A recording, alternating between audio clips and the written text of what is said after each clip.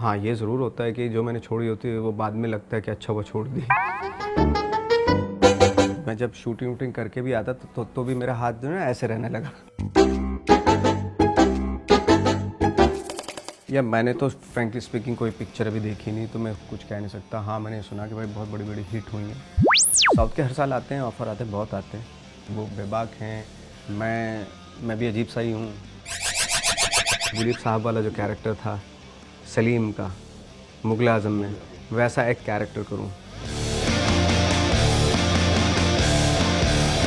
Hello, welcome to Bollywood now. मैं हूं फैज़ान और आज हमारे साथ में हैं वो कलाकार जो ढूंढने से नहीं किस्मत से मिलते हैं। जी हाँ, मैं बात कर रहा हूं हम सब के फेवरेट शहीद नवाजुद्दीन सिद्दीकी की।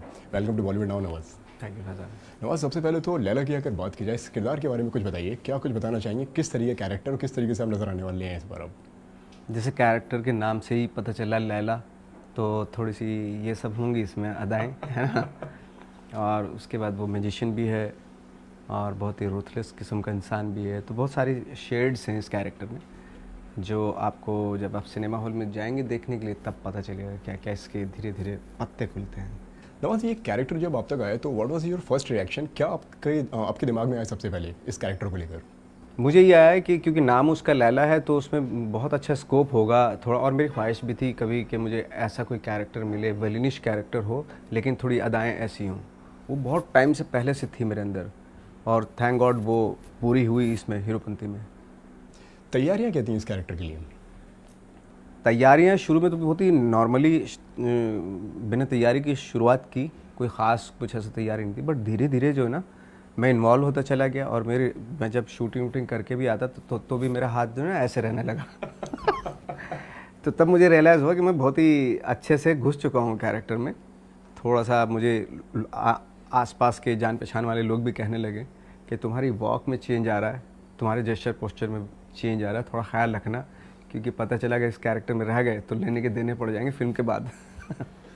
कहीं ना कहीं थोड़ा चैलेंजिंग लगा इस तरीके का कैरेक्टर, क्योंकि जो आप हैं और जो आपका जो कैरेक्टर है दोनों एक अलग अलग तरीके की पर्सनालिटीज़ हैं। अगर पर्सनालिटीज़ की अगर बात की जाए, जिस तरीके से आपने बताया कि आपकी जो पर्सनालिटी एकदम एक मजबूत पर्सनालिटी है, एक स्ट्रॉन्ग पर्सनालिटी है, and this character is soft, and जिस तरीके से आपने बताया इसमें अदाएँ हैं, तो ये पकड़ना कितना मुश्किल हो गया था आपके लिए?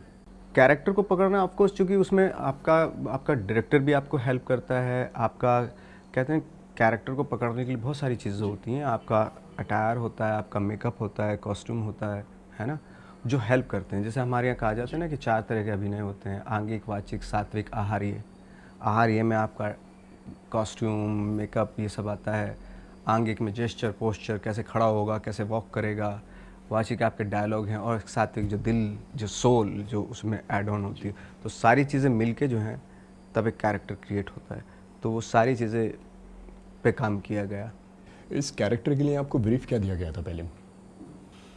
मुझे ये बताया गया था कि ये कैरेक्टर जो है बहुत ही वियर्ड है, वियर्डनेस है, अजीब सी हंसी हंसता है और अजीब सी कभी कभी अजीब सी बातें भी करता है ये।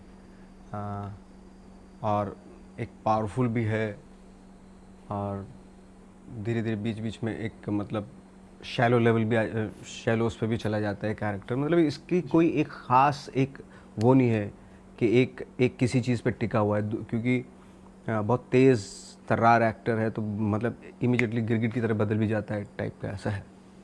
किस तरीके से ये कैरेक्टर आपको मिला एंड किस तरीके से आपकी इस फिल्म के अंदर कास्टिंग हुई है? हम लोग लंदन में थे कहीं, मैं दूसरी फिल्म की शूटिंग कर रहा था तो अहमद भाई का फ़ोन आया। तो फिर बात हुई, कैरेक्टर के ऊपर डिटेल्स नरेशन हुआ वहीं पे बैठे बैठे। फिर मैं आया, फिर पूरी स्क्रिप्ट बताई गई मुझे। फाइनल मुझे अच्छा लगा वो कैरेक्टर, इसको कि इसको किया जा सकता है, करते हैं। फिर किया शूटिंग इसकी। जिस तरीके का रिस्पॉन्स अभी ट्रेलर एंड गानों को और सॉन्ग्स को मिल रहा है, आपके रोल को मिल रहा है, और तारा भी है इसमें, टाइगर भी है, लगा था, इतनी उम्मीद की थी आपने कि इतना प्यार मिलेगा, इतना बज़ बनेगा? अच्छा है क्योंकि एक कमर्शियल स्पेस में है फिल्म, और कैरेक्टर को इतना प्यार मिले तो मुझे उम्मीद नहीं थी, बट थैंक गॉड अच्छी बात है कि आई होप के 29 को रिलीज़ हो रही पिक्चर, तो सब लोग देखने जाएं जो जो प्यार दे रहे हैं। हाउस तारा एंड टाइगर बतौर कलाकार और बतौर को एक्टर कैसे हैं वो? बहुत अच्छे हैं, बहुत ही स्मूथ वो बॉन्डिंग थी मेरी तो उनसे। टाइगर के साथ तो चूँकि दूसरी फिल्म कर रहा हूँ मैं, तो एक ऑलरेडी बॉन्डिंग थी टाइगर से। तारे के साथ पहली बार काम किया, बट अनफॉर्चुनेटली इतना ज़्यादा उनसे बात करने का मौका नहीं मिला, बट क्योंकि वो बिज़ी रहती थी अपने शॉट में, मैं भी बिज़ी रहता, शेड्यूल हमारा ऐसा होता था, बट काम बहुत अच्छा किया सब ने।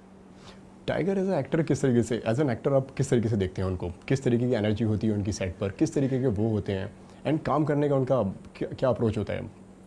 टाइगर की अपना पता नहीं चलता कि कब आया, आता है, कब चले जाता है, कुछ पता नहीं चलता। टाइगर का तो ऐसे ही होता है ना, लेकिन जब आता है तो फिर आता है वो। यू नो, डांस करना मुश्किल है, बहुत मुश्किल है भाई, उसको मैच वैच करना बहुत डिफ़िकल्ट है। मैं तो खैर इमेजिन भी नहीं करता ये सारी चीज़ें, ये मेरे बस के बाहर की बात है। टाइगर का अपना एक फोटे है डांस और एक्शन, और वो उस पर फपता भी है, अच्छा भी लगता है। सेट पर किस तरीके का माहौल होता था, अगर सेट की अगर बात की जाए? बहुत मजाक करते थे सब, बहुत ही मजाक करते थे। कहाँ कहाँ शूटिंग की आप लोग ने? मैंने तो लंदन की, और यहाँ पे की बम्बई में, 2 जगह शूटिंग की। बाकी इन लोगों ने चाइना में भी शूट किया, पता नहीं कहाँ कहाँ शूट किया, बहुत जगहों पे शूट किया। एक्चुअली यूरोप में भी काफ़ी जगह पे शूट किया। अनफॉर्चुनेटली मैं नहीं जा पाया, वहाँ पे बड़ा मन था, तो मुझे इन्होंने लंदन से बाय बाय बोल दिया। ओके, लैला की अगर किरदार की अगर बात की जाए तो सबसे ज़्यादा डिफिकल्ट पार्ट आपको क्या लगा? जिस तरीके से हम आपको जानते हैं, आप कोई भी किरदार आप प्ले करते हैं, उस कैरेक्टर को एकदम जीने लगते हैं आप। जब हम उस किरदार को देखते हैं तो हमें लगता है कि वो नवाज़ नहीं, वो सिर्फ हम उस कैरेक्टर को देखते हैं। तो आपके लिए क्या अप्रोच थी उस कैरेक्टर को पकड़ने के लिए? कुछ लोगों से मिले, कुछ आपने डिटेलिंग करी?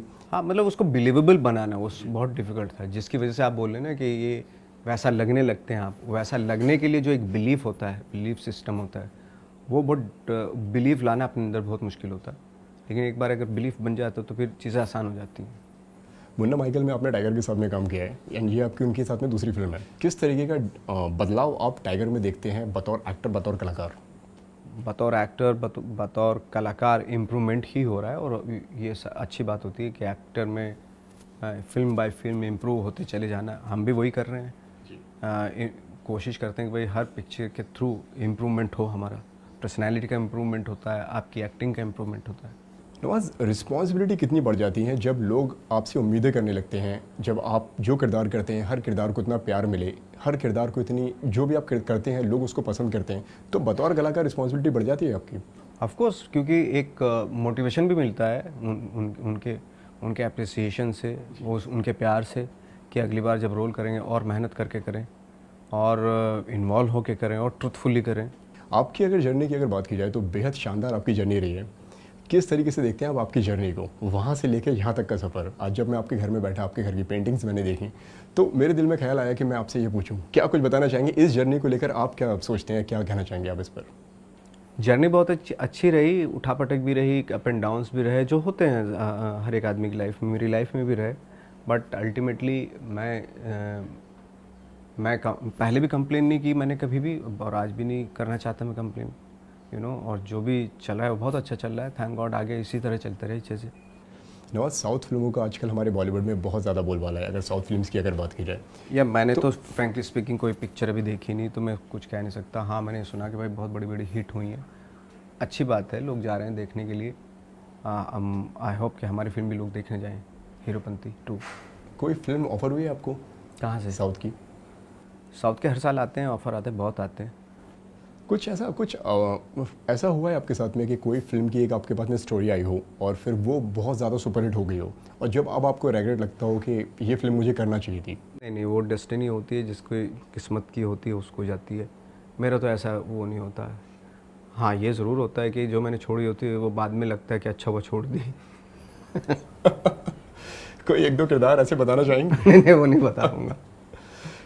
कई तरह के आपने रोल्स निभाए हैं, कई तरह के आपने फिल्म्स में काम किया है, कोई ऐसा रोल है जो आज भी दिल में आपके चाहत हो, जो आपको लगता हो कि ये रोल मुझे करना है और ये आज तक मुझे मौका नहीं मिला है, और मिलेगा तो मैं इसको इस तरीके से कर दूंगा? मेरा तो खैर मन नहीं करता ऐसा कोई रोल मिले मुझे, फ्रेंकली स्पीकिंग। हाँ, शुरू में बीच में मन करता है कि दिलीप साहब वाला जो कैरेक्टर था सलीम का, मुगल आज़म में, वैसा एक कैरेक्टर करूँ। कोई याद है उससे जुड़ी हुई, कोई जो बताना चाहें आप? क्यों, मतलब वही कैरेक्टर क्यों, मतलब उस तरीके का? मुझे बहुत अच्छा लगता है उसका स्टांस, खड़ा होने का तरीका, उनका डायलॉग बोलने का जो तरीका था, और एक बादशाह और बादशाह के साहबजादे, जिस तरीके से दिलीप साहब ने वो पार्ट निभाया, मतलब किसी भी एक्टर के लिए ड्रीम हो सकता है वो। तो उस तरह का किरदार मेरे मन में है, मैं कभी करूँ अगर ऐसा मौका मिलेगा मुझे तो। ओके, इसी के साथ में अगर बात की जाए और क्या आने वाला है आपके अपकमिंग प्रोजेक्ट्स की अगर बात की जाए तो? अपकमिंग प्रोजेक्ट्स में मेरी अफवाह की शूटिंग शुरू होने वाली है, एक तो ये है, और अपकमिंग में है टिकोविड शेरू है, जोगिरा सरारा है, कुशानंदी की,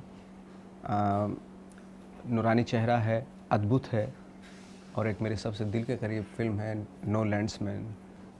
टिकू शेरा की अगर बात की जाए तो कंगना है उसमें, क्या कुछ कहना चाहेंगे उनके बारे में, कैसी हैं वो बतौर कलाकार? बहुत कलाकार तो खैर बहुत ही उम्दा हैं, उसमें कोई शक नहीं, बट एज ए प्रोड्यूसर भी वो बहुत ही कमाल है, बहुत अमेजिंग प्रोड्यूसर हैं।